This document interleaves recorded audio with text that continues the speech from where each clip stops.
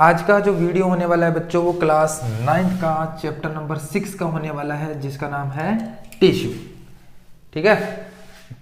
Chapter में आगे बढ़ने से पहले बच्चों आपको कुछ पता होना चाहिए। क्या पता होना चाहिए? देखो, कोई भी लिविंग ऑर्गेनिज्म हो, चाहे वो एनिमल हो या प्लांट हो, दोनों के दोनों किससे बने होते हैं? सेल से बने होते हैं।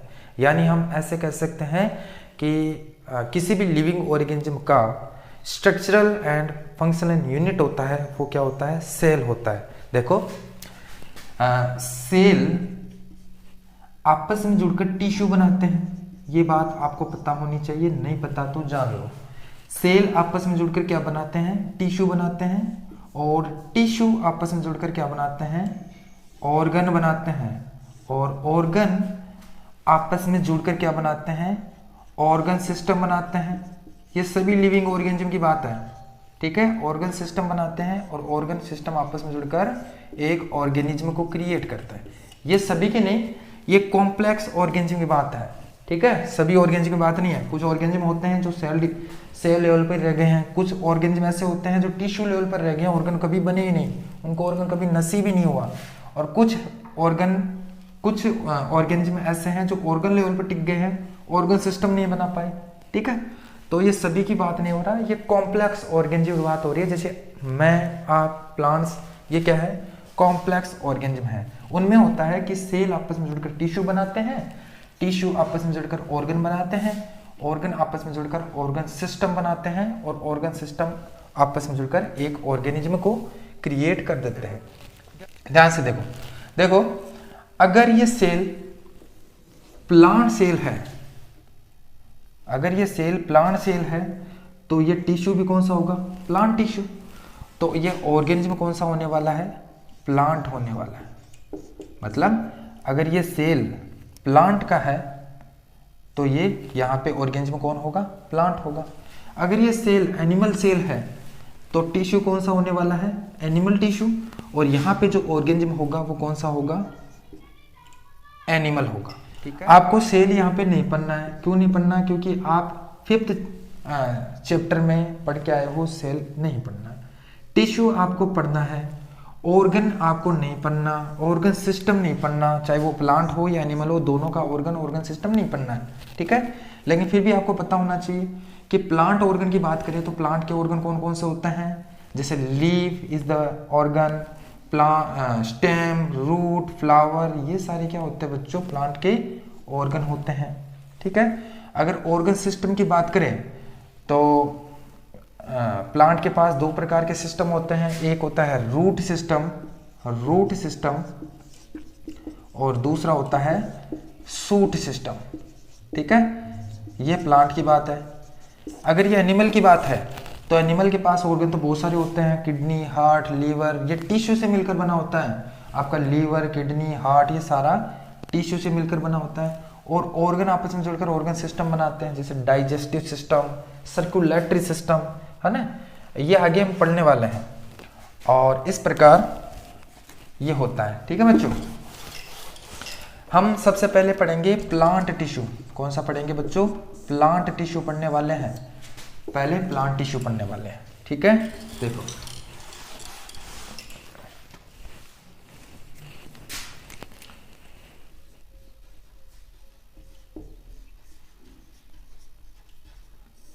Plant tissue. प्लांट के पास 2 प्रकार के टिश्यू पाया जाता है। एक होता है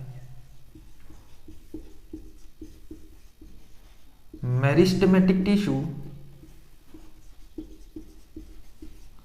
और दूसरा होता है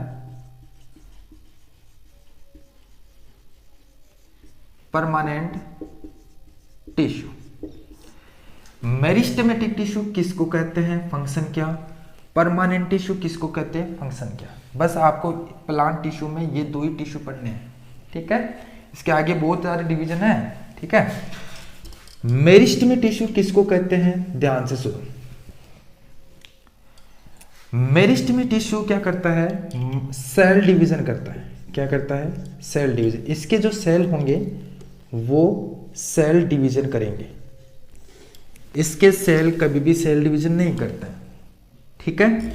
मेरिस्टेम टिश्यू का काम होता है सेल डिवीजन कर करके नए सेल या नए टिश्यू बनाने का काम किसका होता है? मेरिस्टेमेटिक टिश्यू का होता है, इसका काम नहीं होता। हाँ, परमानेंट टिश्यू किसने बनाया? मेरिस्टेमेटिक टिश्यू ने ही परमानेंट टिश्यू बनाया है। यानी मेरिस्टेमेटिक टिश्यू ने जब सेल डिवीजन किया तो कौन सा टिश्यू बन गया? परमानेंट टिश्यू बन गया। लेकिन जब एक बार परमानेंट टिश्यू बन गया तो ये कभी भी सेल डिवीजन करके और परमानेंट टिश्यू नहीं बनाएगा। ये अपने में काम में क्या हो गया है? डिफ्रेंशिएट हो गया, ऐसे भी बोल सकते हो आप, डिफ्रेंशिएट हो गया अपने काम में। ठीक है, ये सेल डिवीजन करके और परमानेंट टिश्यू नहीं बनाएगा, जबकि ये सेल डिवीजन लगातार कंटिन्यू करता रहेगा। ठीक है, तो ये सेल डिवीजन करके नए नए सेल बनाता है। जैसे हमारी बात करें, हमारे अंदर एक स्टेम सेल होता है। ठीक है, स्टेम सेल होता है, स्टेम सेल का काम होता है सेल डिवीजन करना। वो लगातार कंटिन्यूसली सेल डिवीजन करता रहता है और नए नए सेल बनाता है। जैसे लीवर सेल भी स्टेम सेल से बनता है। ठीक है, मसल सेल्स भी स्टेम सेल से बनता है। ठीक है, न्यूरॉन भी किससे बनता है? स्टेम सेल से बनता है। तो एक बार जैसे मान लो मसल सेल्स बन गया जो स्टेम सेल ने बनाया है, अरे एक बार मसल सेल बन गया तो मसल सेल्स अपने काम में डिफरेंशिएट हो गया है, वो और माइटोसिस करके यानी सेल डिवीजन करके मसल सेल नहीं बनाएगा। उसका काम सेल डिवीजन करके सेल बनाना नहीं है। ठीक है, तो मसल सेल एक बार बन गया है, वो अपने काम में डिफरेंशिएट हो गया है। किसका काम होता है सेल डिवीजन करके नए सेल बनाने का? स्टेम सेल का। ठीक इसी प्रकार प्लांट में सेल डिवीजन करके नए सेल बनाने का काम किसका होता है? मेरिस्टेमेटिक टिश्यू का होता है, इसका काम नहीं होता। फिर इसका काम क्या है आगे चर्चा करेंगे। अब आपको पता है जो सेल डिवीजन करता है वो हमेशा ग्रो करवाता है। ठीक है, तो प्लांट की ग्रोथ ये करवाएगा। जैसे मान लो ये प्लांट है, इसकी स्टेम यहाँ से कट गई तो ये स्टेम आगे और बढ़ेगी नहीं बढ़ेगी? तो ये कैसे बढ़ी? क्योंकि यहाँ पे टिश्यू और बना, इतना टिश्यू और बना। तो ये टिश्यू बनाने का काम किसका होता है? मेरिस्टेमेटिक टिश्यू का होता है। अरे टिश्यू कौन बनाएगा? जो सेल डिवीजन करेगा वही तो बनाएगा। तो सेल डिवीजन कौन करता है? मेरिस्टेमेटिक टिश्यू करता है। तो इसका काम होता है प्लांट की ग्रोथ करवाना। ठीक है, तो ये क्या करता है? प्लांट की ग्रोथ करवाता है। तो क्या ये प्लांट की ग्रो करवाता है? ये तो बिल्कुल भी नहीं करवाएगा। ग्रो कहां से करवाएगा? क्योंकि ये सेल डिवीजन ही नहीं करता। तो फिर क्या ये प्लांट की ग्रो नहीं करवाता? तो फिर इसका कोई काम नहीं है। देखो, प्लांट में ग्रो करवाने के अलावा भी बहुत सारे काम होते हैं प्लांट में। जैसे प्लांट को सपोर्ट चाहिए।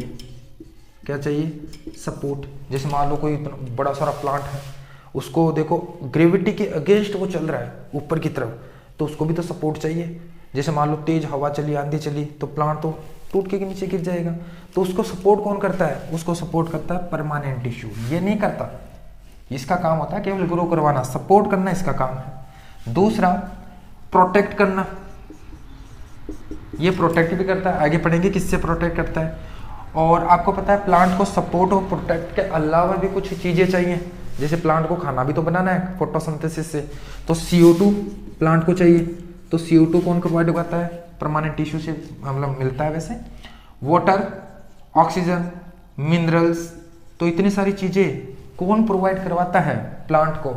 ये परमानेंट टिश्यू प्रोवाइड करवाता है। अब देखो किसका ज्यादा काम, मेहनत का काम है इसका या इसका? मेहनत का काम तो इसका है। ये तो केवल ग्रो करवाता है, ग्रो करवाने का काम होता है, और बाकी सारा काम इसका होता है सपोर्ट करना प्लांट को, प्रोटेक्ट करना प्लांट को। प्लांट को खाना बनाने के लिए CO2 वाटर भी चाहिए, उसके लिए मिनरल्स भी चाहिए साथ में। ठीक है, और रेस्पिरेशन के लिए ऑक्सीजन भी चाहिए। तो ये सारी चीजें कौन प्रोवाइड करवाता है? परमानेंट टिश्यू प्रोवाइड करवाता है। ठीक है, तो हम सबसे पहले पकड़ लेते हैं कौन सा? मेरिस्टेमेटिक टिश्यू पढ़ लेते हैं, फिर इसके बाद में पढ़ेंगे परमानेंट टिश्यू। ठीक है, उम्मीद करता हूं कि समझ में आ रही होगी। देखो, पहला हम पढ़ेंगे मेरिस्टेमेटिक टिश्यू।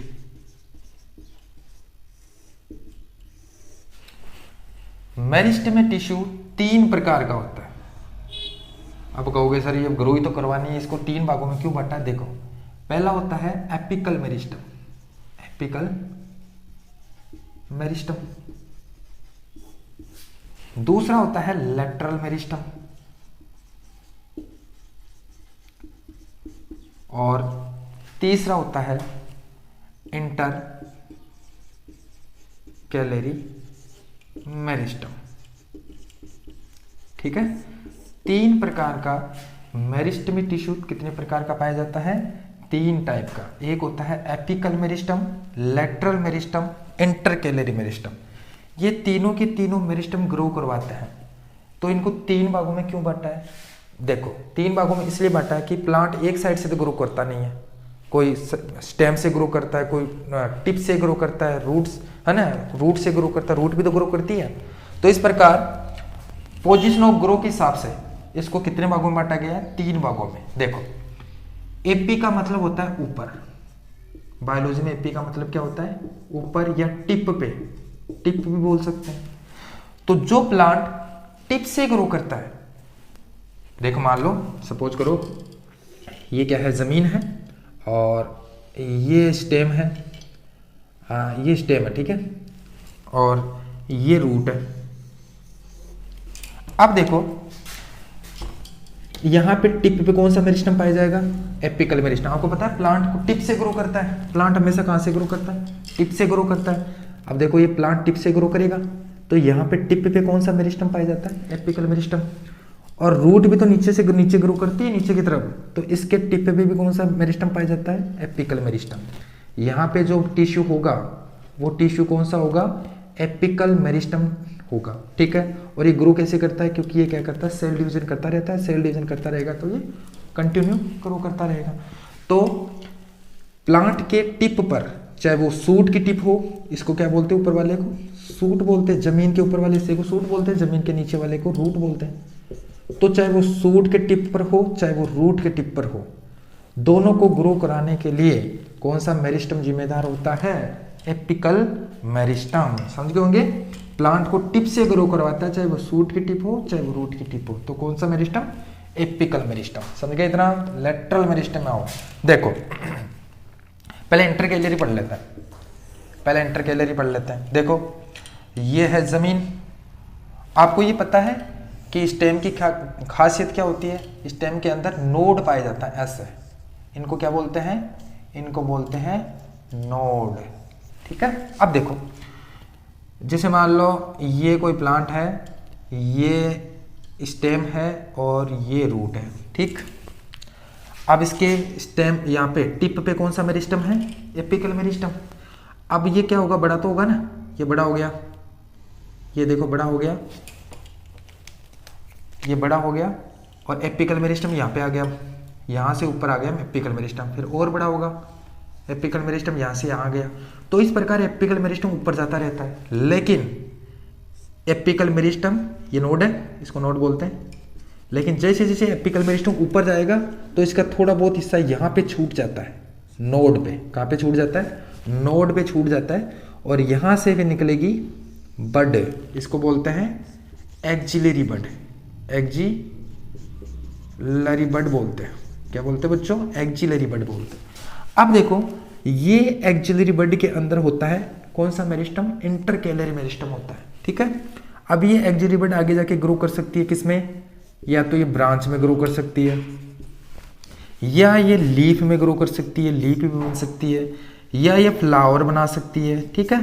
तो इस प्रकार ब्रांच में ग्रो कर रही है, लीफ में ग्रो कर रही है, फ्लावर में ग्रो कर रही है। तो यहाँ पे एक्जिलरी बड में के अंदर कौन सा मेरिस्टम होता है? इंटरकेलरी मेरिस्टम। इंटरकेलरी मेरिस्टम कुछ नहीं है, एपिकल मेरिस्टम का कुछ भाग कहाँ छूट जाता है? नोड भी छूट जाता है, इसको कहते हैं इंटरकेलरी मेरिस्टम। चलो लेटरल मेरिस्टम में आओ। देखो लेटरल मेरिस्टम किसको कहते हैं? ये नोड में छूटा हुआ इंटरकेलरी है, ठीक है। जैसे मान लो ये जमीन है, और उसी प्रकार जिस प्रकार, जैसे मान लो एक एग्जांपल ले लेते हैं किसका? ग्रासेज का। ग्रासेज का एग्जांपल लेते हैं, ठीक है। ग्रासेज के अंदर ये क्या है तुम्हारा? एपिकल मेरिस्टम, ठीक है, ये एपिकल मेरिस्टम। अब जैसे मान लो कोई हर्बीवोर्स आया और इसको इतना खा गया, इतना इतना खा गया। अब जो एपिकल मेरिस्टम है वो तो हर्बीवोर्स खा गया। अब आपने देखा होगा कि फिर वो कभी ग्रासेस ग्रो नहीं करती क्या? वापस बिल्कुल ग्रो करती है। तो फिर इसको ग्रो कौन करवाता है? ना तो इसके पास एक एपिकल मेरिस्टम है, एपिकल मेरिस्टम को कौन खा गया? हर्बीवोर्स खा गया। तो इसको ग्रो कौन करवाएगा? तो इसमें क्या होता है? इसमें क्या होता है? इसके साइडों में ऐसे, जब ये एपिकल मेरिस्टम ऊपर जाता है तो इसके साइडों में, नोड पे नहीं, नोड तो होता भी नहीं इसमें, साइडों में ऐसे क्या रह जाता है, एक मेरिस्टम रह जाता है जिसको लेटरल मेरिस्टम बोलते हैं। ठीक है, जैसे मान लो यहाँ पे अपना एपिकल मेरिस्टम है, इतना इतना ग्रासेस वो खा गया हेर्बिवोर्स, तो इतना इतना खा गया। अब इसको ग्रो कौन करवाएगा, ये वाला मेरिस्टम करवाएगा जो इसके गिर्द में पड़ा हुआ है, साइड में पड़ा हुआ है। ठीक है, इसको कहते हैं लेटरल मेरिस्टम। और ये लेटरल मेरिस्टम इन बड़े प्लांट में भी होता है, ये इसकी मोटाई बढ़ाता है। ठीक है, इसको चौड़ा करता है। ठीक है, इसकी स्टेम को मोटा करता है, लेटरल मेरिस्टम। उम्मीद करता हूं कि मेरिस्टेम टिश्यू समझ गए होंगे। मेरिस्टेम टिश्यू का काम केवल क्या होता है, प्लांट की ग्रो करवाना, और ग्रो कराना का कोई इतना बड़ा टॉपिक नहीं है। टॉपिक बड़ा तो कौन सा होगा, परमानेंट टिश्यू में, जिसमें आपको प्रोटेक्ट भी करवाना है। प्रोटेक्ट कैसे होता है, कौन सा टिश्यू प्रोटेक्ट करवाता है, सपोर्ट भी कराना है, कौन सा टिश्यू सपोर्ट करता है प्लांट को। ठीक है, तो ये अपना पहला वाला मेरिस्टेम टिश्यू कंप्लीट हो गया है। दूसरा हम पढ़ेंगे permanent tissue.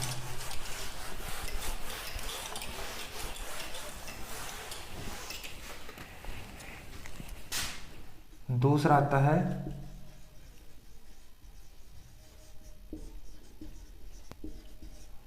Permanent tissue. Permanent tissue बच्चों तीन प्रकार का, दो प्रकार का, कितने प्रकार का, 2 टाइप का होता है। एक होता है सिंपल परमानेंट टिश्यू, एक होता है सिंपल परमानेंट टिश्यू, और दूसरा होता है कॉम्प्लेक्स परमानेंट टिश्यू। एक होता है सिंपल परमानेंट टिश्यू और दूसरा होता है कॉम्प्लेक्स परमानेंट टिश्यू। समझ गए होंगे, ये दोनों की दोनों टिश्यू प्लांट की ग्रो नहीं करवाएंगे, ग्रोथ के लिए ये कोई रिस्पॉन्सिबल नहीं है। ठीक है, तो ये क्या करवाते हैं, अभी मैंने बताया था, प्रोटेक्ट, सपोर्ट। ठीक है, तो इसको सिंपल क्यों कहते हैं, इसको दो भागों में क्यों बांटा है, सिंपल और कॉम्प्लेक्स, इसका क्या मतलब हुआ, इसको सिंपल में क्यों बांटा है, इसको कॉम्प्लेक्स में क्यों बांटा है, कौन सी बात है जो इन दोनों को अलग करती है। देखो, टिश्यू है तो सेल से बना होगा, टिश्यू है तो सेल से बना होगा। देखो, इसको सिंपल इसलिए कहते हैं क्योंकि ये एक ही प्रकार के सेल से बना होता है, एक ही टाइप के सेल है। जैसे मान लो ये सेल मिलकर आपस में टिश्यू बनाए हैं, ये बहुत सारे सेल है जो आपस में जुड़कर क्या बनाए, टिश्यू बनाए। तो बेटा ये जो सेल है सारा, ये टिश्यू बन गया बड़ा पूरा, तो ये सारे सेल एक ही प्रकार के हैं। जबकि इसमें बात करें, जैसे मान लो ये सेल आपस में जुड़ क्या बना दिया, टिश्यू बना दिया, बहुत सारे ऐसे टिश्यू बन गया, ये टिश्यू बना दिया। मतलब अब ये जितने भी सेल है वो एक प्रकार के नहीं है, इसमें कई प्रकार के सेल है, इसमें चार प्रकार के सेल है। ठीक है, तो ये हो गया कॉम्प्लेक्स। कॉम्प्लेक्स इसलिए कहते हैं कि इसमें 4 प्रकार के सेल होते हैं और इसमें एक ही प्रकार के सेल से बनता है ये टिश्यू, जबकि ये 4 प्रकार के सेल से बनता है, इसलिए इसको सिंपल, इसको कॉम्प्लेक्स बोला, बस और कुछ नहीं है। रीजन और कुछ नहीं था इसका, 2 भागों में बांटने का यही था। सिंपल परमानेंट टिश्यू 2 प्रकार के होते हैं, बने तो एक ही टाइप के सेल से होते हैं, लेकिन इसको 2 भागों में बांटा गया है। एक होता है कौन सा, सपोर्टिव टिश्यू। सिंपल परमानेंट में एक सपोर्ट करता है टिश्यू और एक प्रोटेक्ट करता है, प्रोटेक्टिव टिश्यू। ठीक है, एक सपोर्ट कर देगा, एक प्रोटेक्ट कर देगा। आप कहोगे सर फिर इसका काम क्या है, सपोर्ट और प्रोटेक्ट तो उसने कर दिया, इसका काम क्या है। अरे अभी प्लांट को खाना बनाने के लिए वाटर चाहिए है ना, CO2 चाहिए, ऑक्सीजन रेस्पिरेशन के लिए चाहिए, तो ये कौन प्रोवाइड करवाएगा, ये करवाएगा। ये 2 प्रकार का होता है, जाइलम एंड फ्लोएम। नाम सुना सा लगता है, 7th क्लास में सुना था उन लोगों ने, जाइलम एंड फ्लोएम। बस ये पढ़ना और कुछ नहीं पढ़ना। ठीक है, तो हम सबसे पहला पढ़ेंगे कौन सा, दोबारा से देख लो, परमानेंट टिश्यू कितने प्रकार के होते हैं बच्चों, 2 प्रकार के, सिंपल और कॉम्प्लेक्स। सिंपल इसलिए बोलते हैं कि वन टाइप ऑफ सेल, इसलिए इसको सिंपल परमानेंट बोलते हैं, क्योंकि एक ही प्रकार के सेल से बना होता है। ये अलग अलग प्रकार के सेल यानी 4 प्रकार के सेल से बना होता है, इसलिए इसे कहते हैं कॉम्प्लेक्स परमानेंट टिश्यू। ठीक है, सिंपल परमानेंट टिश्यू 2 प्रकार का होता है, सपोर्टिव टिश्यू, प्रोटेक्टिव टिश्यू। ये टिश्यू सपोर्ट करता है प्लांट को, ये टिश्यू प्रोटेक्ट करता है प्लांट को। कॉम्प्लेक्स परमानेंट टिश्यू 2 प्रकार का, जाइलम एंड फ्लोएम। ये क्या चीज है आगे पढ़ने वाले हैं।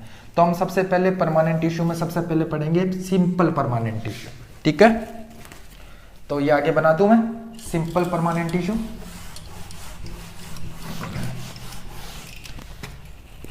तो पहला आ गया सिंपल परमानेंट टिश्यू। अभी मैंने बताया कि सिंपल परमानेंट टिश्यू कितने प्रकार के होते हैं, 2 प्रकार के। कौन कौन से? सपोर्टिव परमानेंट टिश्यू और दूसरा होता है प्रोटेक्टिव परमानेंट टिश्यू। ठीक है। सपोर्टिव परमानेंट टिश्यू कितने प्रकार के होते हैं? इसके भी टाइप होते हैं, घबराने की जरूरत नहीं है, इसके भी टाइप होते हैं, एकदम सिंपल लगेगा, अभी आगे समझेंगे। देखो ये 3 प्रकार के होते हैं। कितने प्रकार के? 3 प्रकार के। पहला होता है पैरेन्काइमा, दूसरा होता है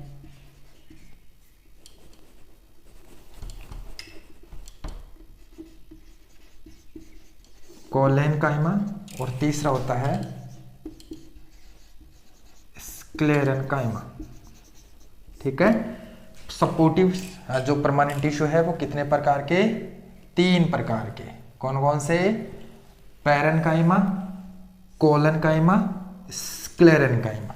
ठीक है। और जो प्रोटेक्टिव परमानेंट टिश्यू होते हैं वो अभी मैंने बताया कितने प्रकार के? 2 प्रकार के, जाइलम एंड सॉरी वो तो कॉम्प्लेक्स की बात हो गई। प्रोटेक्टिव परमानेंट टिश्यू 2 प्रकार के होते हैं। कौन से? एक होता है अपना epidermis, epidermis simple permanent tissue, और दूसरा होता है कॉर्क, यह इसको दूसरा नाम है फेलम, कॉर्क या फेलम सिंपल परमानेंट टिश्यू। बस ये पढ़ना है सिंपल परमानेंट टिश्यू में। फिर हम चलेंगे कॉम्प्लेक्स यानी जाइलम और फ्लोएम में। सिंपल परमानेंट टिश्यू में आपको ये पढ़ना है सिंपल परमानेंट टिश्यू कितने प्रकार के होते हैं? 2 प्रकार के। कौन कौन से? Supportive permanent tissue, protective permanent tissue. एक करता है सपोर्ट, एक करता है प्रोटेक्ट। सपोर्ट के लिए 3 टिश्यू होते हैं, पैरेन्काइमा, कोलेनकाइमा, स्क्लेरेनकाइमा। प्रोटेक्ट के लिए 2 टिश्यू होते हैं, एपिडर्मिस सिंपल परमानेंट टिश्यू और कॉर्क या फेलम परमानेंट टिश्यू। ठीक है। अब हम इसमें पढ़ने वाले सबसे पहले पैरेन्काइमा को पढ़ेंगे। इसका स्ट्रक्चर, फंक्शन कहाँ पे पाया जाता है? ठीक है। इसकी पोजीशन, इसका स्ट्रक्चर, इसका फंक्शन। इसकी position, structure, function, position, structure, function, position, structure, function, position, structure, function, सबका ये पढ़ने वाला। तो देखो इधर थोड़ा सा इरेज कर देता हूँ, इधर समझते हैं। देखो जैसे मान लो ये रूट है, सॉरी ये ज़मीन है और ये कोई प्लांट है। ठीक है। और इस प्लांट को थोड़ा बड़ा कर लेते हैं, ये प्लांट है। ठीक है। इस प्लांट को ऊपर से काट दिया गया, कट कर दिया ऐसे। ठीक है। अब देखो प्लांट के बीचों बीच एक स्ट्रक्चर जाता है, पिलर लाइक स्ट्रक्चर, ऐसे बीचों बीच ऐसे। ठीक है। बीचों बीच पिलर लाइक स्ट्रक्चर जाता है ऐसे। इस पिलर लाइक स्ट्रक्चर को बोलते हैं वेस्क्यूलर टिश्यू। क्या बोलते हैं? वेस्क्यूलर टिश्यू बोलते हैं। इस वेस्क्यूलर टिश्यू के अंदर 2 प्रकार की टिश्यू होता है। एक टिश्यू वो होता है जो नीचे से जमीन से पानी ऊपर लेके जाता है। जैसे मान लो यहाँ पे लीफ है, अब आपको पता है खाना ग्लूकोज कहाँ बनता है? प्लांट में, लीफ में बनता है। तो लीफ के पास खाना पहुँचाने का काम करता है एक तो, और दूसरा मान लो यहाँ पे एक छोटी लीफ है। अब मान लो इसके पास सनलाइट नहीं है। आपको ये भी पता होगा कि प्लांट हमेशा सनलाइट की प्रेजेंस में खाना बनाता है, और इस मान लो सनलाइट इस साइड में है तो ये लीफ अपना खाना बना लेगी, क्योंकि इसके पास क्या आ गया है? पानी आ गया, ग्लूकोज CO2 यहाँ पे आ ही जाएगा। अब स्टोमेटा से अभी समझेंगे आगे। और इसने अपना खाना बना लिया। इसके पास सनलाइट नहीं है तो ये अपना खाना नहीं बना पाएगी, तो इसको खाना ये पहुँचाएगी। तो कैसे पहुँचाएगी? एक ट्यूब और होती है, ऐसे एक टिश्यू और होता है जो ऐसे हर इधर भी जाता है, इधर भी जाता है, किधर भी जा सकता है। तो उस ट्यूब को क्या कहते हैं? ये दोनों की ट्यूब इसमें होती है, पानी ऊपर लेके आने वाली और खाना ले जाने वाली। इन दोनों ट्यूब को कहते हैं जाइलम और फ्लोएम। क्या कहते हैं? Xylem and phloem. ठीक है, तो देखो जाइलम और फ्लोएम यानी आपने देख लिया क्या, कॉम्प्लेक्स परमानेंट टिश्यू का तो पता चल गया कि इसका पोजीशन लोकेशन कहाँ पे है, लेकिन अभी इनका नहीं पता चला पेरेन्काइमा कहाँ पे है, कोलेनकाइमा कहाँ पे है, स्क्लेरेन्काइमा कहाँ पे है। देखो थोड़ा थोड़ा बता देता हूँ इसका लोकेशन कहाँ पे है। देखो चलो आगे देखेंगे। ठीक है, तो हम सबसे पहला पढ़ेंगे सपोर्टिव परमानेंट टिश्यू पढ़ने वाले, और याद रखना सपोर्टिव परमानेंट टिश्यू 3 प्रकार के होते हैं, पेरेन्काइमा, कोलेनकाइमा, स्क्लेरेन्काइमा। ठीक है, तो सबसे पहला पढ़ेंगे हम पेरेन्काइमा।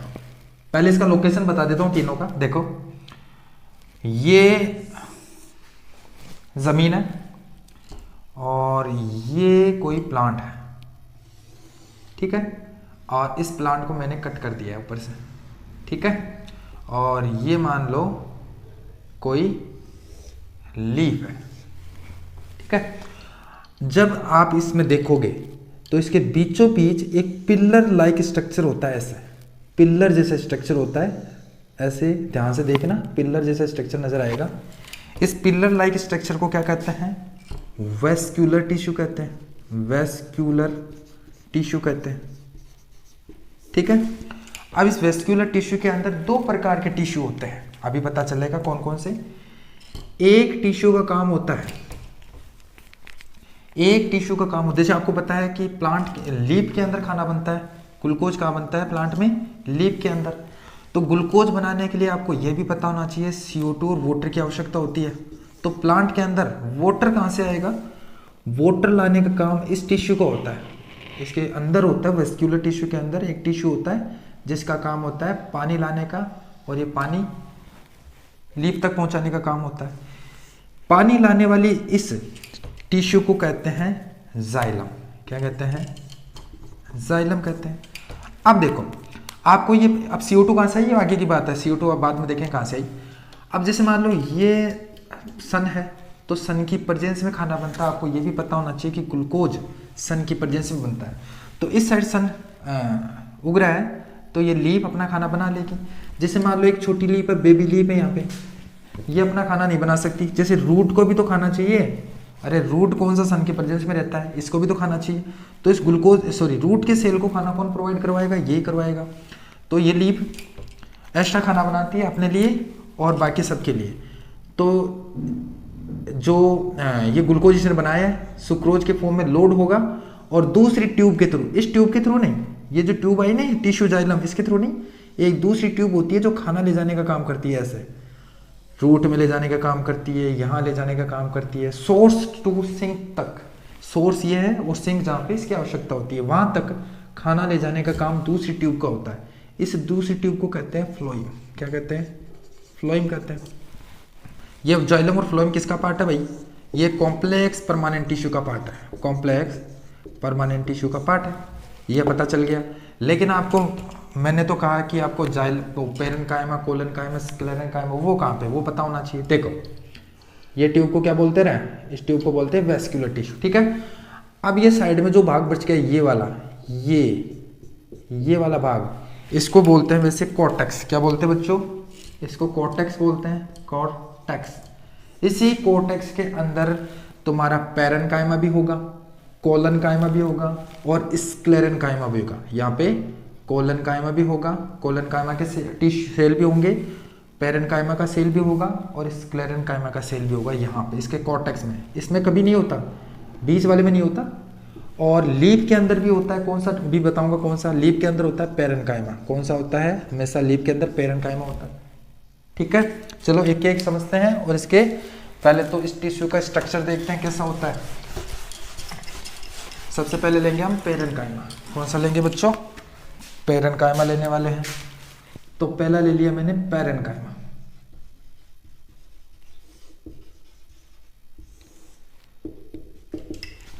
पेरेन्काइमा का टिश्यू का स्ट्रक्चर यानी सेल किस प्रकार अरेंज रहते हैं, ये दूसरा इसका लोकेशन और तीसरा इसका फंक्शन। चलो पहले तो बात करते हैं इसके अरेंजमेंट कैसी है, ये कैसा दिखता है। देखो ये जो पेरेन्काइमा टिश्यू है सेल से बना है, तो इसके सेल बेटा ओवल भी हो सकते हैं, स्पेरिकल भी हो सकते हैं, ठीक है, और इलोंगेटेड भी हो सकते हैं। और आपकी बुक में इलोंगेटेड के दे रखा है, इलोंगेटेड भी हो सकते हैं, इलोंगेटेड आपकी बुक में ये वाला दे रखा है इलोंगेटेड, ठीक है, और पॉलीगोनल भी हो सकते हैं, ठीक है। तो आपकी बुक में इलोंगेटेड का दे रखा है। कैसे, इसका स्ट्रक्चर देखते हैं, पेरेन्काइमा का स्ट्रक्चर देखते हैं, देखो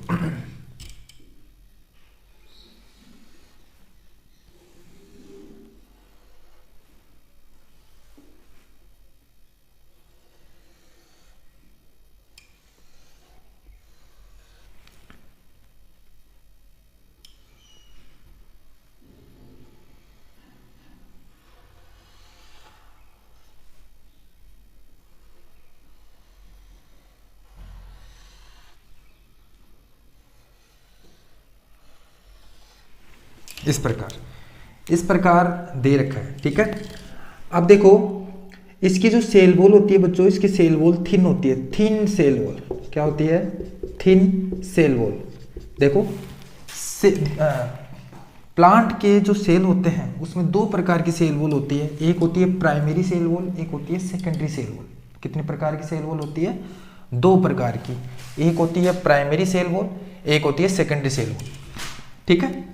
जब किसी प्लांट के किसी सेल के अंदर इसके अंदर सेकेंडरी सेल वॉल बन जाए और तो ये सेल हो जाता है बच्चों डेड, क्या हो जाता है, डेड हो जाता है, ठीक है। जबकि ये जो पेरेन्काइमा सेल होता है ये लिविंग होता है, क्या होता है, लिविंग सेल है। तो लिविंग सेल है तो इसकी जो प्राइमरी सेल वॉल होगी बच्चों वो पतली होगी। अगर इसके अंदर एक और सेल वॉल आ जाए, सेकेंडरी सेल वॉल आ जाए, ये प्राइमरी सेल वॉल है ऊपर वाली, और इसके अंदर एक और सेल वॉल बन जाए तो उसको सेकेंडरी सेल वॉल बोलते हैं। अगर सेकेंडरी सेल वॉल आई तो ये जो सेल है यानी ये जो टिश्यू है ये खत्म, ये डेड टिश्यू बोलेंगे, इसको क्या बोलेंगे, डेड टिश्यू। जबकि पेरेन्काइमा लिविंग होता है तो इसके अंदर कभी भी सेकेंडरी सेल वॉल नहीं बनेगी, ठीक है। सेल वॉल का ये सीन है। अब देखो थिन सेल वॉल होती है, और ये सेल वॉल किसकी बनी होती है बच्चों, ऊपर वाली सेल वॉल किसकी बनी होती है, ये बनी होती है सेलुलोज प्लस पैक्टिन की बनी होती है, सेलुलोज प्लस पैक्टिन की बनी होती है, ठीक है। अब देखो, अब ये आपको पता है कि ये जो लिविंग है, ये सेल लिविंग है, तो लिविंग है तो इसके अंदर क्या होगा, साइटोप्लाज्म भी होगा, ऐसे साइटोप्लाज्म भी होगा, ठीक है। वैक्यूल भी दे रखा है इस बुक में, आपके बुक में वैक्यूल भी दे रखा है, ऐसा ही ये इसका वैक्यूल है ऐसे, ठीक है, वैक्यूल इसको बोलते हैं वैक्यूल।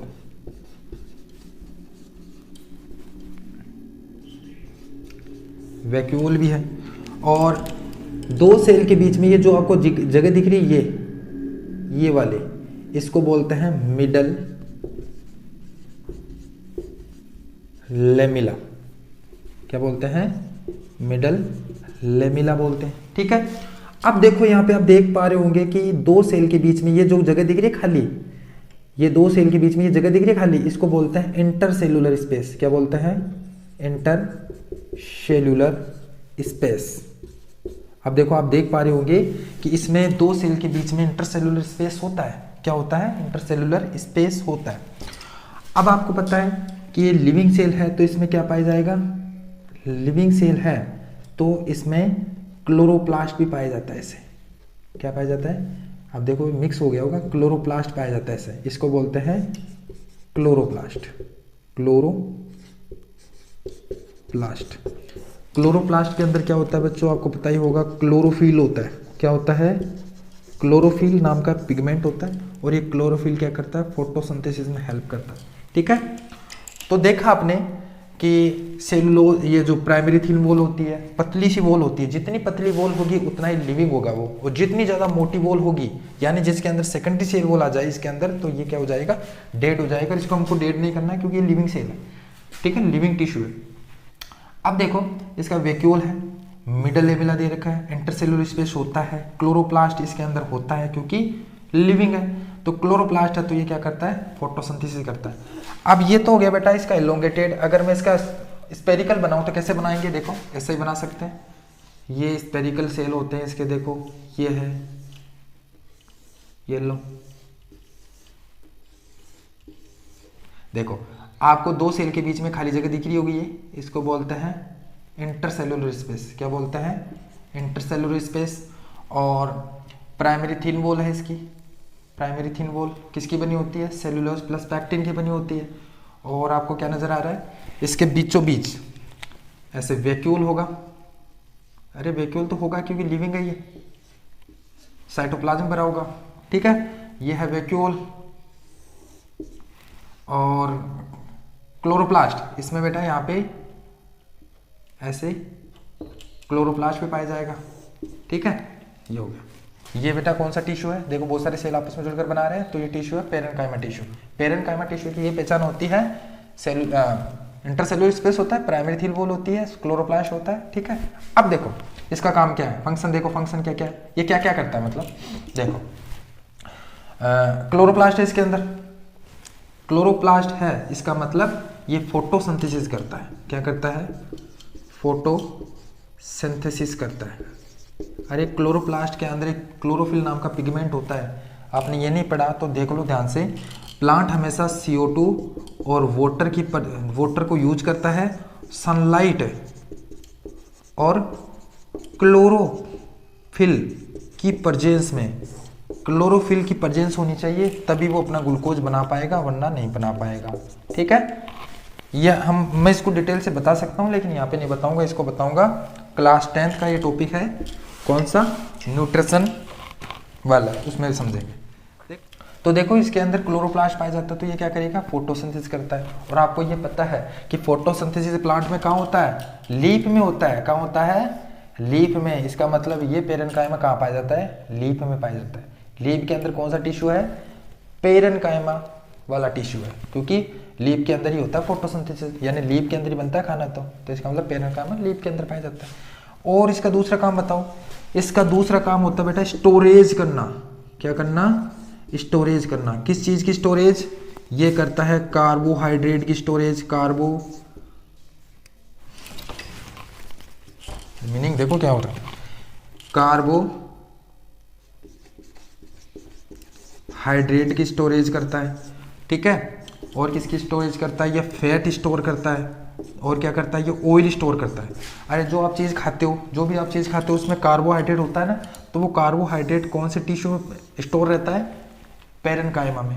फैट किस में स्टोर रहता है, पेरेन्काइमा में। ऑयल किस में स्टोर रहता है, ऑयल, जैसे आप बादाम का तेल है ना, मूंगफली का तेल, तो वो तेल होता है ना उसमें ऑयल, वो कहाँ स्टोर रहता है उसके अंदर, वो पेरेन्काइमा टिश्यू के अंदर स्टोर रहता है, ठीक है। इसका लोकेशन भी पता चल गया आपको, उम्मीद कर रहा हूँ समझ गए होंगे।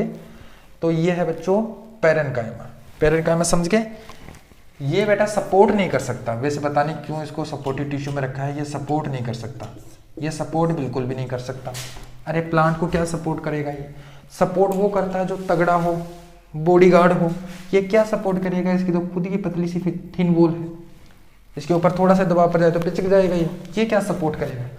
तो पता नहीं क्यों इसको सपोर्टिव टिश्यू में रखा है, सपोर्टिव टिश्यू में इसको रखा गया है, लेकिन ये सपोर्ट नहीं करता। ये क्या करता है, ये फोटोसिंथेसिस, ये कहता है फोटोसिंथेसिस कर सकता है, स्टोरेज कर सकता है। और साथ में बेटा एक चीज तो भूल गया सबसे इंपॉर्टेंट, ये बेटा सीक्रेट करता है, सीक्रेट करता है चीजों को।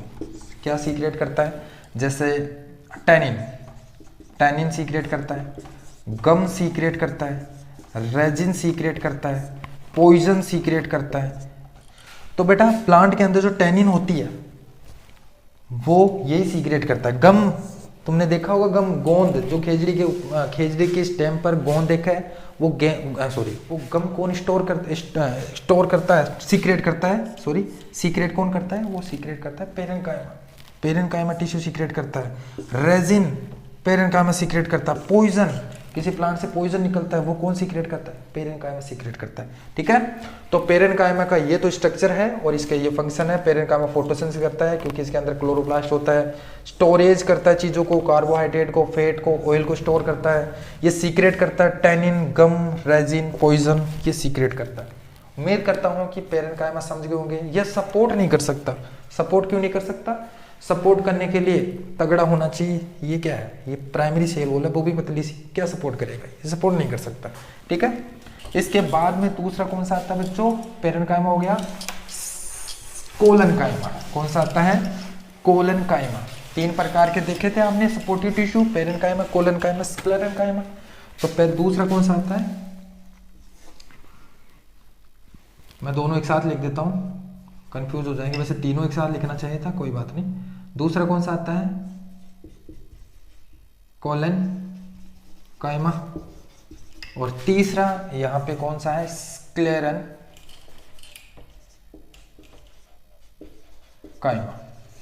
ठीक है, कोलेनकाइमा और स्क्लेरेन्काइमा। देखो भाई पहले तो इसका स्ट्रक्चर देखते हैं। इसका स्ट्रक्चर बेटा ऐसा होता है,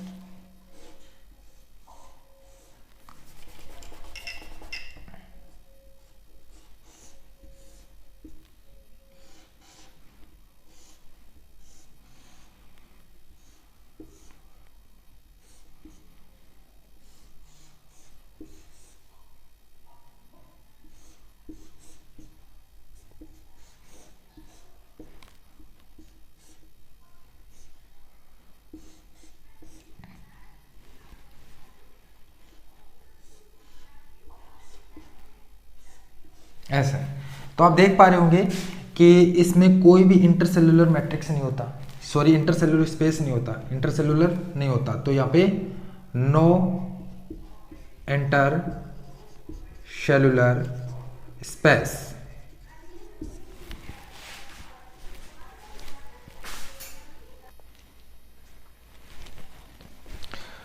तो देखो आप देख पा रहे होंगे कि इसमें कोई भी इंटरसेलुलर स्पेस नहीं होता। और बच्चों ये सपोर्ट करता है, दुर्भाग्य से सपोर्ट करता है ये। अब सपोर्ट करना है, मैं और बता दूं कि ये कौन सा टिश्यू है, लिविंग है। अभी आपने देखा कि पेरेन्काइमा कैसा है, लिविंग है, तो ये भी लिविंग है। अब लिविंग भी है और सपोर्ट भी करना है। अभी मैंने बताया कि सपोर्ट करेगा, सपोर्ट कौन कर सकता है, जो तगड़ा हो। और तगड़ा कब होगा, जब उसके अंदर सेकेंडरी सेल वॉल आ जाए, और सेकेंडरी सेल वॉल आते ही तो वो डेड हो जाता है। तो ये दोनों कंडीशन को कैसे फॉलो करेगा, लिविंग भी होना चाहिए और सपोर्ट भी करता है। तो बच्चों इसके अंदर सेकेंडरी सेल वॉल तो आएगी नहीं, क्योंकि सेकेंडरी सेल वॉल आती तो डेड हो जाएगा। तो बेटा इसकी प्राइमरी सेल वॉल को ही हम मोटी कर देते हैं, ऐसे मोटी हो जाती है। प्राइमरी सेल वॉल ही क्या हो जाती है इसकी, ऐसे मोटी हो जाती है। आई बात समझ में, ऐसे प्राइमरी सेल वॉल ही मोटी हो जाती है ऐसे। ये आपकी बुक में डायग्राम दे रखा है, अच्छी तरह देख लेना। ऐसे प्राइमरी सेल वॉल ही ऐसे मोटी हो जाती है, ठीक है ऐसे।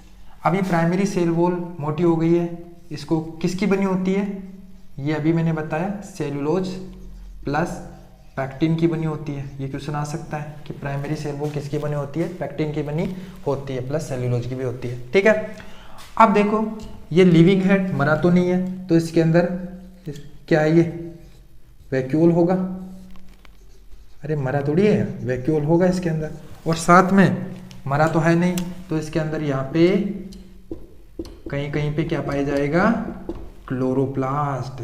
क्या पाया जाएगा, क्लोरोप्लास्ट पाया जाएगा। डेड थोड़ी हुआ है, क्लोरोप्लास्ट पाया जाता है। तो क्लोरोप्लास्ट पाया जाता है तो क्लोरोफिल भी होगा इसके अंदर, और क्लोरोफिल होगा तो ये क्या करेगा, फोटोसिंथेसिस भी कर सकता है,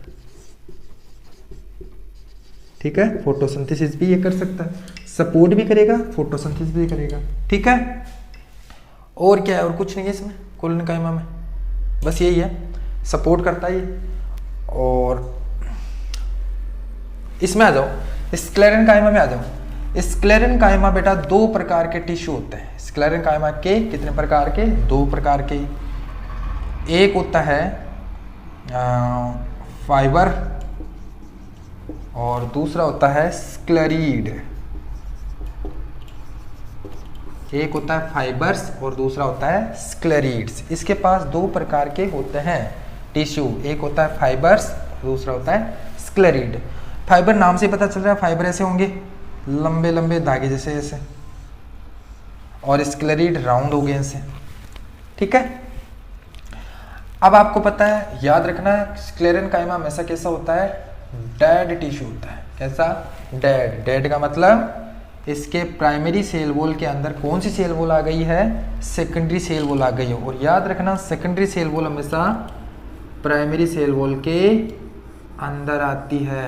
ये वाली जो लेयर अंदर वाली जो टिश्यू, सॉरी अंदर वाली जो आप देख पा रहे हो ना सेल वॉल, ये कौन सी अंदर वाली कौन सी है, secondary cell wall, secondary cell wall. और सेकेंडरी सेल वॉल याद रखना किसकी बनी होती है, लिग्निन की बनी होती है, किसकी, लिग्निन की। प्राइमरी सेल वॉल किसकी बनी होती है, सेलुलोज प्लस पैक्टिन की बनी होती है, ठीक है। और ये इसका ल्यूमेन दिख रहा है छोटा सा, ये ल्यूमेन क्या बोलते हैं, खाली जगह को ल्यूमेन बोलते हैं। कैसा हो गया, नैरो ल्यूमेन, नैरो ल्यूमेन हो गया, ठीक है।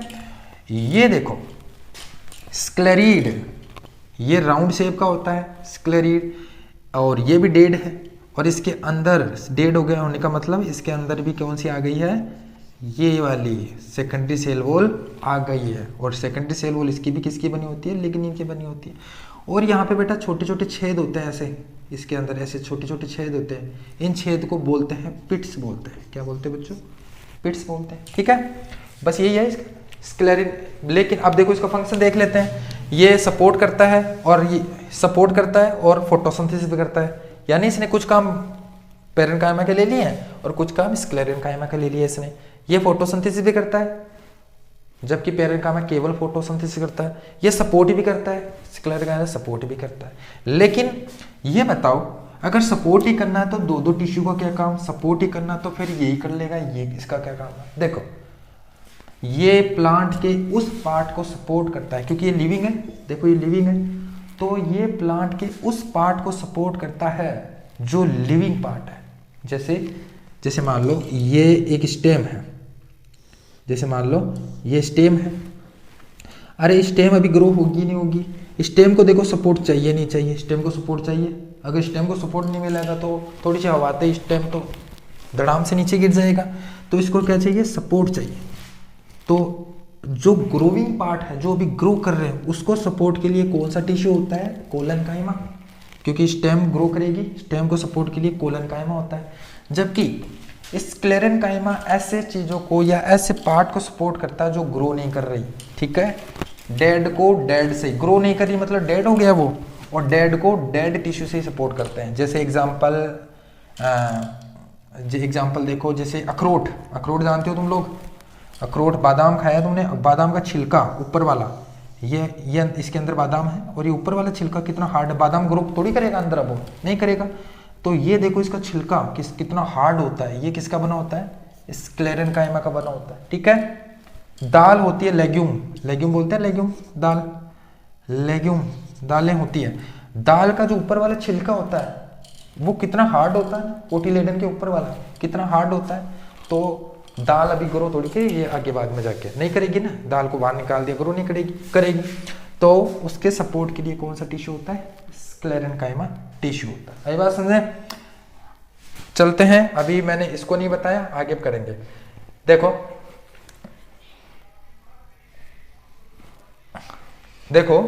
फाइबर्स मैंने अभी पूरा नहीं बताया, फाइबर्स और चीजों को भी सपोर्ट करता, आगे हम समझेंगे डिटेल से, ठीक है। ये उन पार्ट को करता है सपोर्ट जो ग्रो नहीं कर रही है, और उसको करता है जो ग्रो कर रही है, ठीक है। इसको मैं और बताने वाला हूं कि ये कौन कौन चीजों को सपोर्ट करता है। और बच्चों एक बात और भूल गया कि ये तो बेटा जाइलम फ्लोएम को भी सपोर्ट करता है, जाइलम और फ्लोएम को भी सपोर्ट करता है, ठीक है। और ये देखो बच्चों, ये जो स्क्लेरिड है ये किस चीज को सपोर्ट करता है, सपोर्ट नहीं करता, ये सपोर्ट तो करता ही है, साथ में ये ऐसी फ्रूट के कुछ एडिबल पार्ट में पाया जाता है, जैसे पियर्स, चीकू होता है, पियर होता है, नाशपाती, उसके अंदर की तरफ एडिबल पार्ट में ये करकर सा आता है ना कुछ खाते खाते समय, वो कौन सा है, वो स्क्लेरेड ही होता है, ठीक है बच्चों।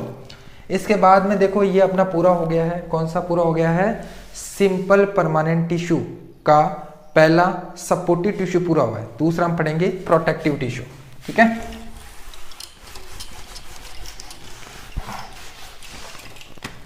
देखो बच्चों दूसरा आता है, क्या बन गए, प्रोटेक्टिव टिश्यू,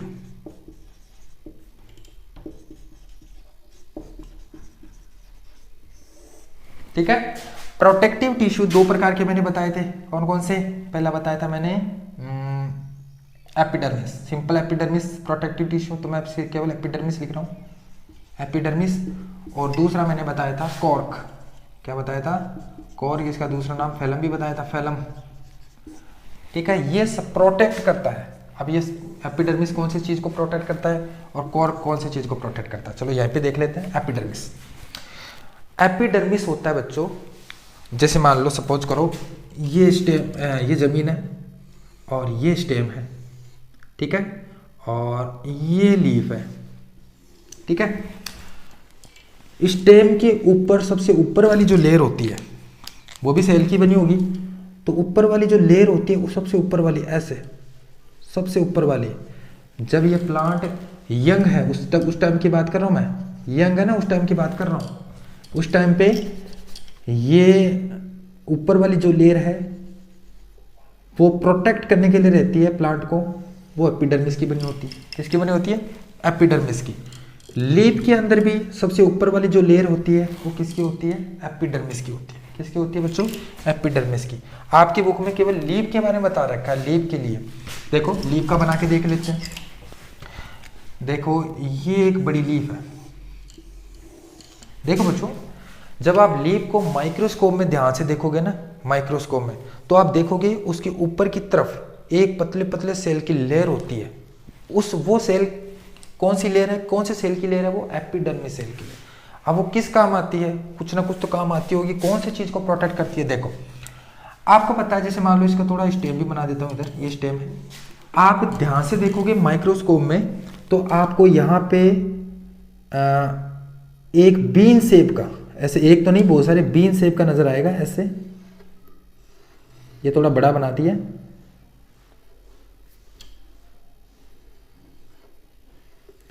ऐसा ऐसा नजर आएगा। इसको कहते हैं बच्चों स्टोमेटा। क्या कहते हैं? स्टोमेटा कहते हैं, स्टोमेटा, ठीक है। और स्टोमेटा के ऊपर की तरफ इसको क्या कहते हैं बच्चों? ये वाला, इसको कहते हैं गार्ड सेल। ये तुम जानते हो पहले से, गार्ड सेल 7th क्लास में पढ़ चुके हो तुम। इसको कहते हैं गार्ड सेल। और ये जो ओपनिंग दिख रही है इसको बोलते हैं स्टोमेटल ओपनिंग। क्या बोलते हैं? ओपनिंग। जब ये गार्ड सेल भर जाते हैं पानी से फुल, यहाँ से पानी आता है, जब ये गार्ड सेल फुल पानी से भर जाते हैं तो ये ओपनिंग खुल जाती है, ठीक है। टर्जिड हो जाता है ये गार्ड सेल और ये ओपनिंग खुल जाती है। और ओपनिंग खुल जाती है तो यहाँ से CO2 अंदर जाती है। प्लांट को खाना बनाना है तो वाटर और CO2 चाहिए। वाटर तो यहाँ से आ जाता है जाइलम के थ्रू। अभी जाइलम पढ़ा नहीं है लेकिन बता देता हूँ, जाइलम के थ्रू आ जाता है वाटर। CO2 कहाँ से आती है? यहाँ से। फिर ये प्लांट बनाता है ग्लूकोज और साथ में वेस्ट गैस निकालता है ऑक्सीजन। तो ऑक्सीजन यहाँ से वापस निकलती है स्टोमेटल ओपनिंग से, ठीक है। समझ गए इतना? अब बच्चों इस स्टोमेटा के साइड में ऐसे सेल की कुछ लेयर होती है ऐसे। ये कौन से सेल की लेयर है? ये है तुम्हारे सबसिडरी सेल। सबसिडरी सेल कौन से सेल की लेयर है बच्चों? सबसिडरी सेल की लेयर है। और फिर अंत में कौन से आते हैं साइड में? ये अंत में आते हैं अपने एपिडर्मिस सेल, ऐसे। ये कौन सा सेल है? एपिडर्मिस सेल, ठीक है। एपिडर्मिस सेल की लेयर है। आई बात समझ में? इसी प्रकार स्टेम में भी होता है ऐसे, ऊपर की तरफ ऐसे एक लेयर होती है एपिडर्मिस सेल की लेयर, ठीक है। अब मान लो ये क्या करता है? ट्रांसपिरेशन को रोकने का काम करता है। एपिडर्मिस सेल क्या करता है? और एक बात और भूल गया, एपिडर्मिस सेल के ऊपर की लेयर, सबसे ऊपर वाली लेयर होती है, जैसे मान लो ये एपिडर्मिस सेल की लेयर है ऐसे, सपोज करो एपिडर्मिस सेल की लेयर है ये, ठीक है। इसके ऊपर की तरफ एक वैक्स की कोटिंग होती है ऐसे, पतली सी वैक्स की कोटिंग ऐसे, ताकि अंदर की चीज इस रास्ते से कोई बाहर की अंदर ना जा सके, अंदर की बाहर ना जा सके। और ये किसकी होती है? ये होती है क्यूटिकल। क्यूटिकल एक वैक्सी सब्सटेंस होता है जो ये एपिडर्मिस सेल सीक्रेट करते हैं क्यूटिकल को, ठीक है। और इसके ऊपर की तरफ लग जाती है क्यूटिकल, और ये लेयर को क्या कर देता है? एकदम मजबूत कर देता है, वाटर प्रूफ कर देता है। यहाँ से कभी वाटर अंदर नहीं जा सकता। वाटर अंदर कहाँ से जाएगा? वाटर नहीं जा सकता, CO2 नहीं जा सकती। तो जो अंदर जाने का, सॉरी, अंदर और बाहर जाने का जो रास्ता है वो केवल स्टोमेटा से होगा, ठीक है। इतना समझ गए होंगे? और कुछ टॉपिक नहीं छूटा इसमें। अगला चलते हैं कॉर्क। कॉर्क देखते हैं।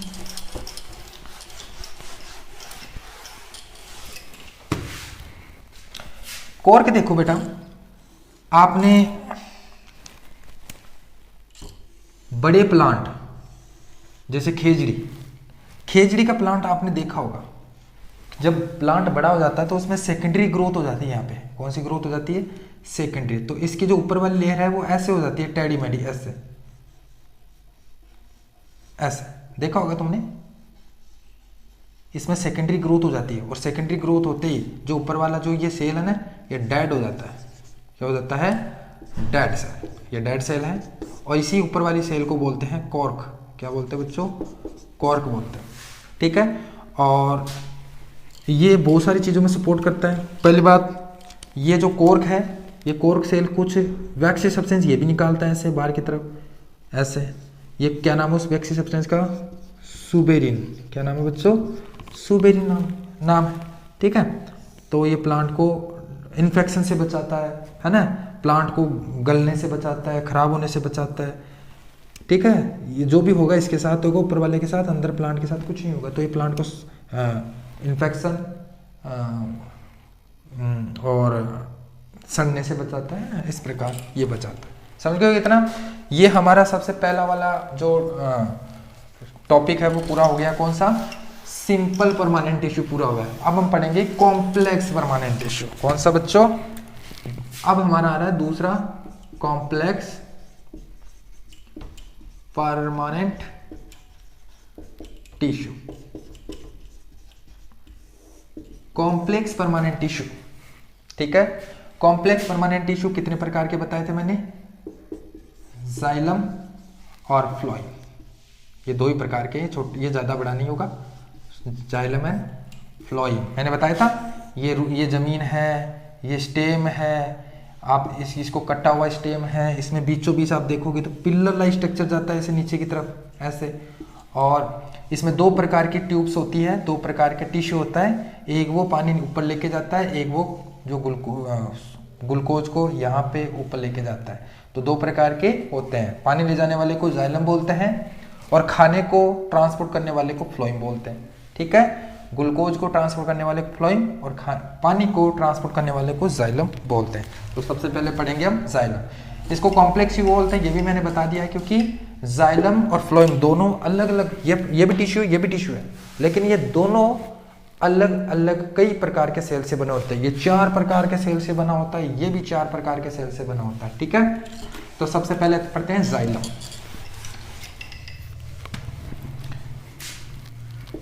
सबसे पहला हमारा आता है जाइलम। देखो, जाइलम के पहले कंपोनेंट कौन कौन से हैं? कितने प्रकार के कंपोनेंट है जाइलम के? 4 प्रकार के। कौन कौन से?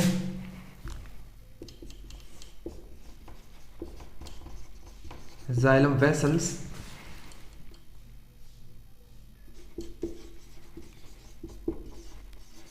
ट्रैकीड्स, जाइलम पैरेन्काइमा और जाइलम फाइबर। ये 4 प्रकार के सेल इसके अंदर पाए जाते हैं। Xylem vessels, tracheids, xylem parenchyma और जाइलम फाइबर। ठीक है, देखो जैसे मैं डायग्राम के अकॉर्डिंग आपको समझाने की कोशिश करूं, तो जैसे मान लो ये क्या है बच्चों? जमीन है, और ये क्या है? स्टेम है, और ये कटा हुआ स्टेम है।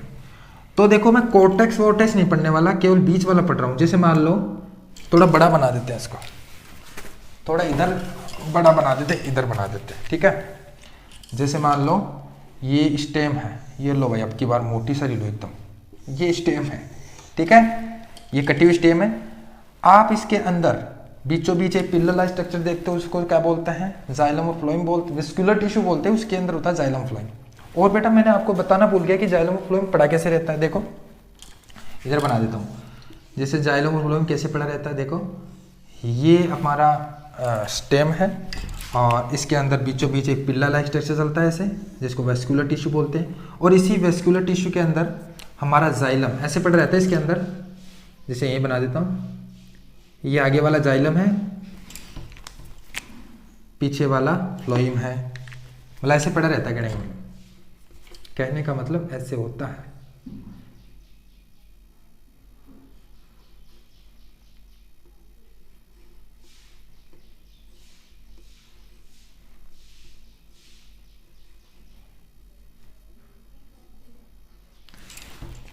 तो ये आगे की तरफ जाइलम और पीछे की तरफ फ्लोएम, ऐसे जस्ट पीछे की तरफ फ्लोएम पड़ी रहती है ऐसे डाइकोट प्लांट में। ये पीछे की तरफ फ्लोएम है और आगे की तरफ जाइलम। तो ये दोनों ट्यूब नीचे जाती है ऐसे, जाइलम की ट्यूब, फ्लोएम की ट्यूब, है ना, जाइलम की ट्यूब, फ्लोएम की ट्यूब ऐसे नीचे जाती है ऐसे, जाइलम की ट्यूब, फ्लोएम की ट्यूब नीचे जाती है। आई बात समझ? तो इस प्रकार होता है। तो जब आप इस वेस्कुलर टिश्यू को ध्यान से माइक्रोस्कोप में देखोगे तो मैं एक बना देता हूँ, ये है अपना वेस्कुलर टिश्यू की ट्यूब नीचे जा रही है और इसके अंदर मैं एक ही देखूंगा पहले जाइलम। क्या देख रहा हूँ? जाइलम पड़ रहा है तो केवल जाइलम को देखूंगा। ये एक जाइलम की ट्यूब, ये एक जाइलम ऐसे, इसके पीछे होता है फ्लोएम, जाइलम फ्लोएम इसके पीछे, तो केवल मैं जाइलम देख रहा हूँ। जब आप जाइलम को माइक्रोस्कोप में देखोगे तो मैं इस जाइलम को थोड़ी बड़ी बना लेता हूँ।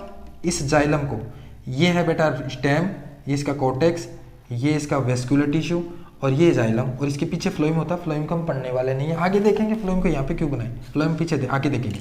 तो बेटा इतने से जाइलम में फिर ये डायग्राम दिखेगा नहीं सारा, तो मैं ऐसा करता हूँ, इसको इरेज कर देता हूँ। ऐसे समझ लो कि यही जाइलम है, ये वाला ही जाइलम है और ये वाला क्या है, ऐसे समझ लो ये वाला क्या है, कॉर्टेक्स, और ये लो ये स्टेम मान लो, ये लो ये मान लो स्टेम, बस। तो ये क्या है, जाइलम। जब आप जाइलम को माइक्रोस्कोप में देखोगे तो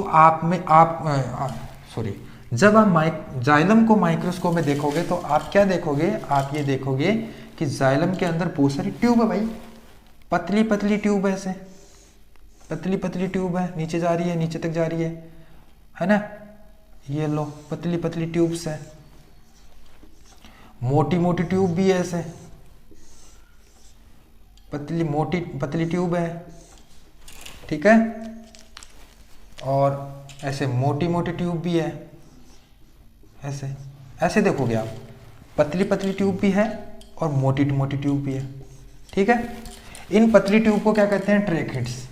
ये जो पतली पतली ट्यूब है ना ऐसे, इन पतली वाली ट्यूब को कहते हैं ट्रैकिड्स, और ये जो मोटी वाली ट्यूब है ऐसे वाली, इस मोटी ट्यूब को कहते हैं जाइलम वेसल्स। क्या कहते हैं, जाइलम वेसल्स, ठीक है। अब देखो इसको अच्छी तरह बना लेते हैं। जाइलम वेसल कैसे दिखाई देता है, देखो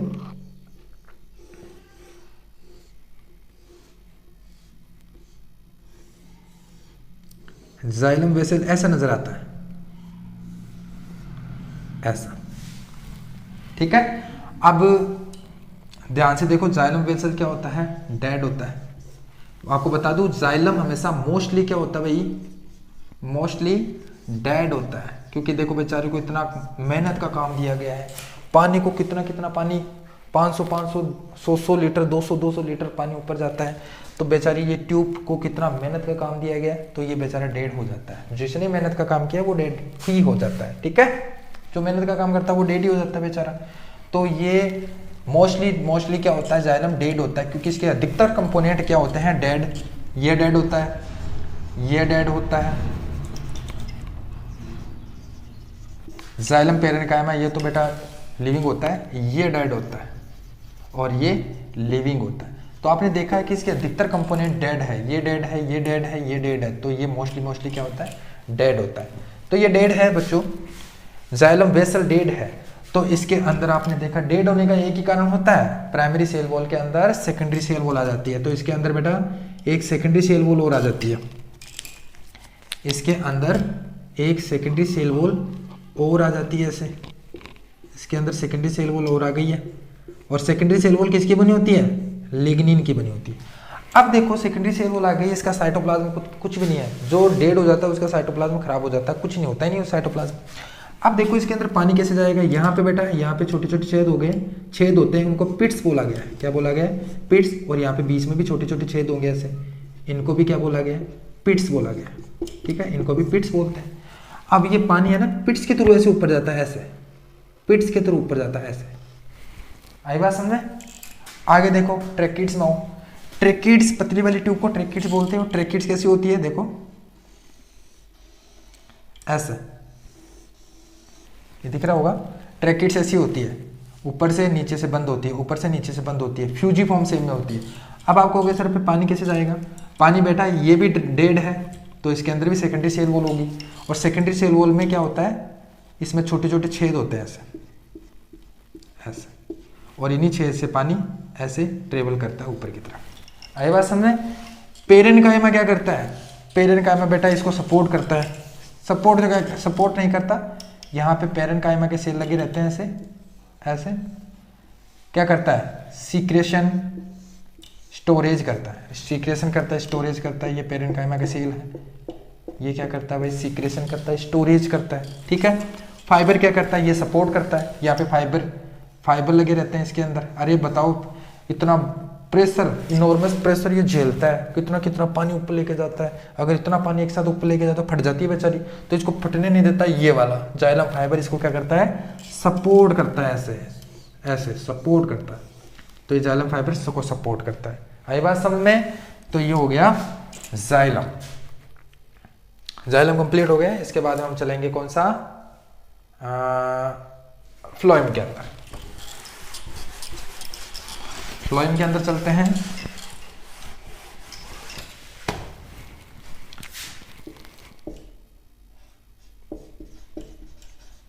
फ्लोएम देखो, फ्लोएम भी चार प्रकार के सेल से बना होता है, इसलिए ये कॉम्प्लेक्स परमानेंट टिश्यू का पार्ट है ये।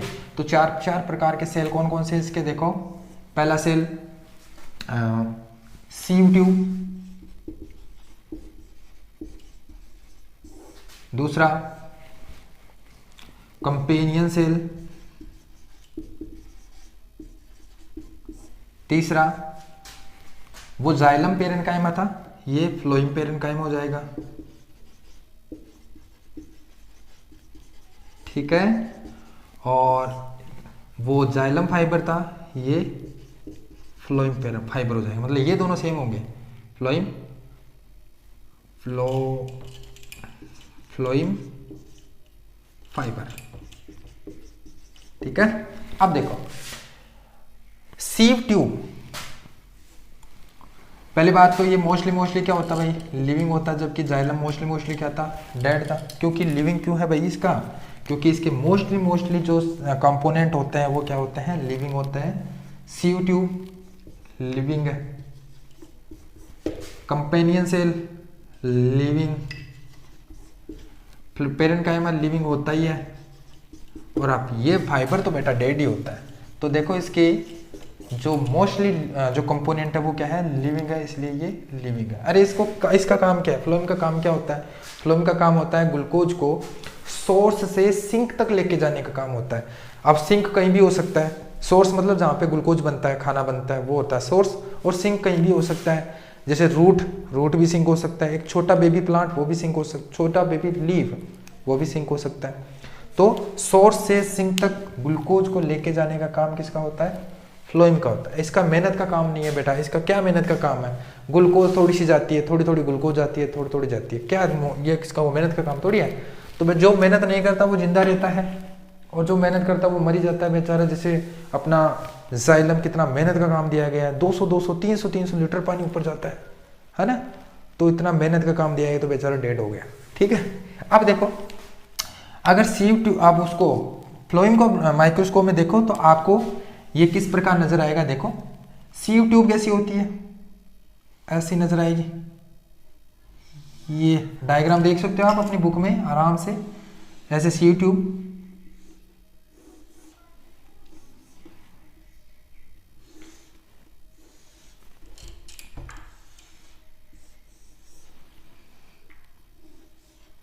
ये सीव ट्यूब बना रहा हूं मैं।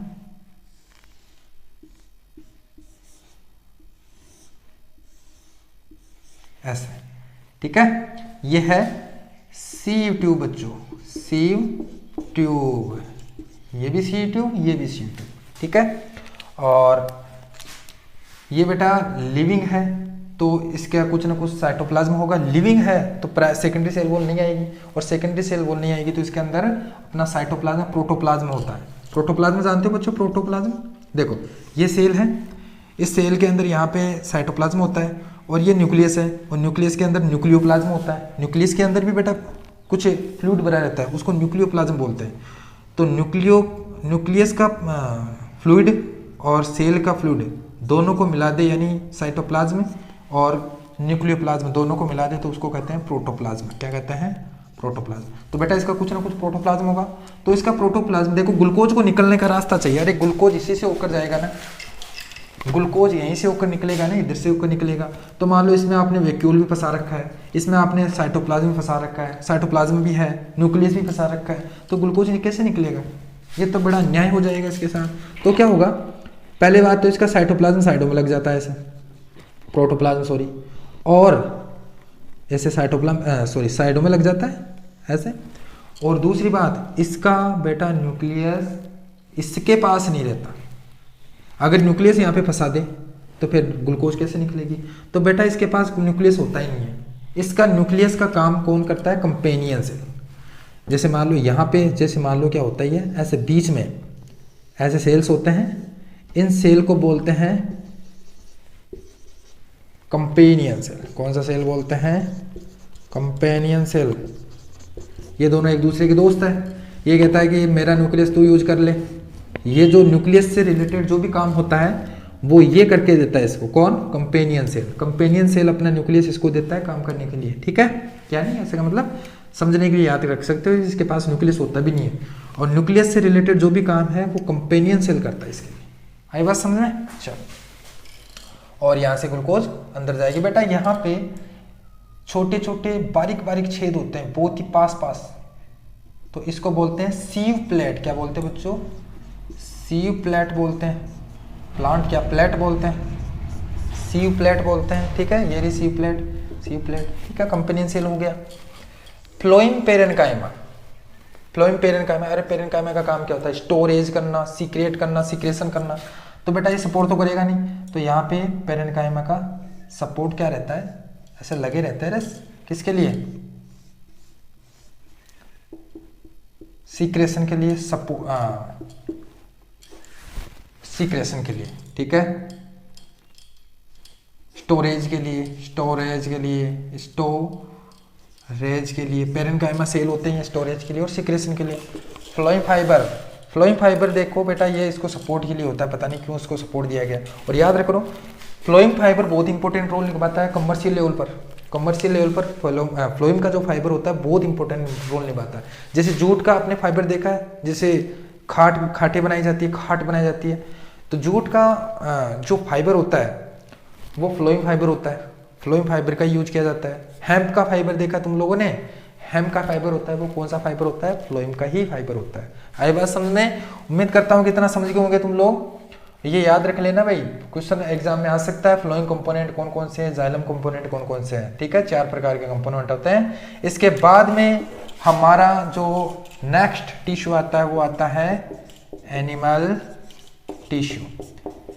और वेट कीजिए एनिमल टिश्यू के लिए अगले वीडियो का। तब तक के लिए धन्यवाद।